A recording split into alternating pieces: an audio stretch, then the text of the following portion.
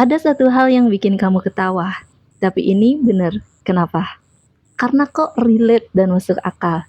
Seperti yang saya cari. Yuk kita bahas.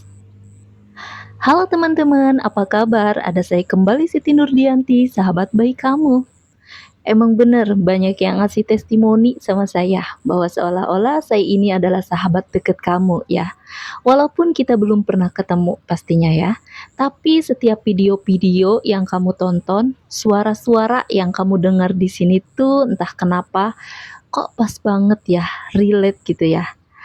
Dengan permasalahan yang sedang kamu alami atau baru-baru aja kamu hadapi. Nah, termasuk yang satu ini teman-teman. Hari ini bisa jadi kamu akan tercengang. Kenapa? Karena kok bisa ada sebuah perkara yang saya pun juga mengalaminya, Mbak. Apa itu? Kita langsung bahas ya. Jadi gini teman-teman, kamu tahu nggak? Di dalam diri kamu, di dalam diri kita, ada satu pertanyaan yang selama ini kamu gak mau nanyain. Padahal itu ada. Tahu nggak pertanyaan itu apa? Maaf ya, kalau lagi-lagi ini menyentuh dan terlalu benar, pertanyaan itu sederhana. Gimana ya caranya saya jadi orang yang benar agar bisa mendapatkan apa yang saya mau? Simple. Itu kan yang kamu mau? Itu pertanyaan kamu bukan?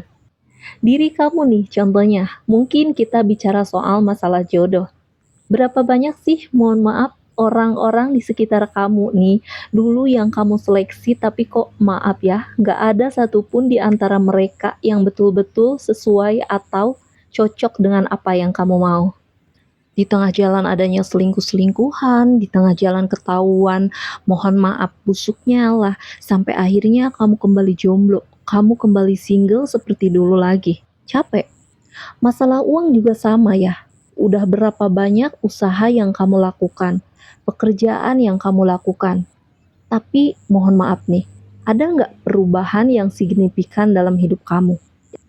Kalau jujur biasanya orang yang dikasih izin Tuhan untuk ketemu video saya, mereka orang butuh bantuan ya, sama kayak kamu. Diri kamu butuh bantuan, sehingga maaf, kayaknya belum sesuai deh apa yang terjadi dalam hidup kamu dengan apa yang kamu mau. Nah, sekarang langsung nih di bagian depan. Langsung di bagian depan ini saya ingin ngasih tahu satu kalimat berlian yang membuat kamu sadar dan ketampar banget. Kamu tahu nggak? Kunci dari rejeki, kunci dari segala apapun, supaya mereka hadir dalam hidup kamu, itu apa? Cuman satu. Kamu tahu? Hal itu adalah kamu butuh perasaan dimuliakan. Saya ulangi. Kalau rezeki kita pengen bagus, kalau jodoh terbaik bagi kita ingin hadir di depan kita seizin Tuhan, perasaan yang butuh ada di batin kamu adalah perasaan dimuliakan. Betul nggak? Jepret. Kok bener lagi nih? Banti, kok bisa bener lagi tuh? Bener mbak. Perasaan dimuliakan itu makin lama makin gak saya rasakan lagi dalam hidup. Entah kenapa ya mbak. Kok bisa gitu? Iya, sadar atau tidak, perasaan dimuliakan itu loh yang akan membuat hidup kamu jadi lebih baik seizin Tuhan. Nah, sekarang coba lihat deh, mohon maaf. Benar nggak? Semakin banyak masalah atau mentoknya sesuatu hal dalam diri kita, dalam hidup kita, pasti di situ juga kita ada perasaan butuh dimuliakan oleh orang lain. Benar nggak? Di saat kita merasa kok nggak ada orang yang membuat saya merasa berharga, merasa dimuliakan, di saat itulah rezeki kita kayaknya nggak bagus-bagus banget. Atau mohon maaf, mentok terus. Betul apa betul? Coba renungkan. Kenapa hidup kita menjadi hambar karena perasaan dimuliakan? Udah nggak ada, kenapa rezeki kita jadi seret? Karena perasaan dimuliakan orang yang dulu pernah ada, tapi sekarang udah nggak ada. Kenapa jodoh kita jadi seret mulu ya? Padahal saya sudah berusaha apapun mbak demi jodoh. Karena perasaan dimuliakan yang kamu butuhkan sudah tidak ada di batin kamu lagi. Betul atau tidak? Kamu selama ini pengen banget ngerasa dimuliakan, ngerasa dianggap penting oleh orang di sekitar kamu. Betul apa betul? Renungkan. Nah, Kalau memang benar, seperti biasanya, itulah sumbernya. Kalau bahasa Inggrisnya itu bisa disebut dengan burnout. Burnout itu kayak lebih parah dari perasaan jenuh, teman-teman. Orang jenuh wajar ya, wajar. Tapi kalau burnout itu udah lebih parah dari jenuh. Nah, burnout itu ya akhirnya itu tadi. Dia pengen banget merasa dimuliakan, tapi nggak bisa. Kenapa nggak bisa?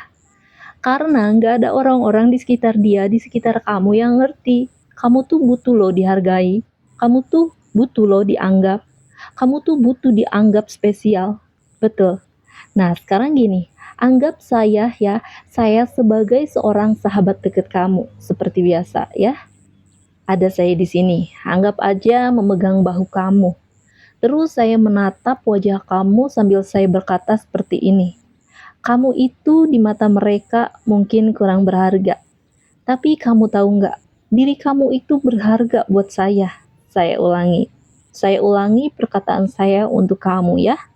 Diri kamu di mata mereka, di mata orang-orang bisa jadi mungkin kurang berharga. Tapi kamu bagi saya itu sangat spesial dan sangat luar biasa. Gimana rasanya? Enak nggak? Kamu dengar suara kayak gitu? Enak nggak kamu dengar kalimat seperti ini? Nah, inilah obatnya. Obatnya adalah bukan saya suruh kamu terapi apapun. Kamu cukup mendengarkan perkataan saya yang tadi aja berulang kali.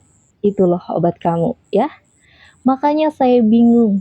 Banyak orang bertestimoni di video saya sama-sama kayak kamu. Yang ngerasa Mbak Antini seolah-olah teman deket saya. Bahkan ada yang bilang juga Mbak Antini seolah-olah kayak sahabat yang udah kayak saudara deket. Kenapa? Karena setiap kali mendengarkan kata-katanya kok bener dan relate dengan saya. Nah, sekarang saya akan membuat kamu lebih baik. Saya akan ulangi kalimat berlian tadi, tapi saya minta tolong. Ya, minta tolong kamu janji satu hal. Apa itu, Mbak? Jangan jadi orang yang mudah putus asa lagi ya. Janji.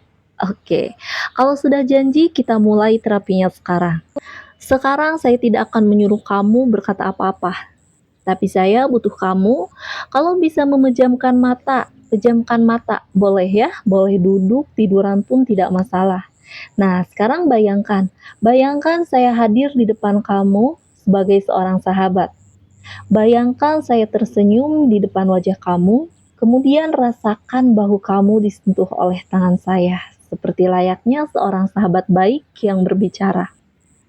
Kemudian kamu dengerin perkataan saya ya. Cukup kamu dengarkan. Bayangkan saya memandang wajah kamu, kemudian saya berkata begini. Kamu itu memang tidak berharga di mata mereka.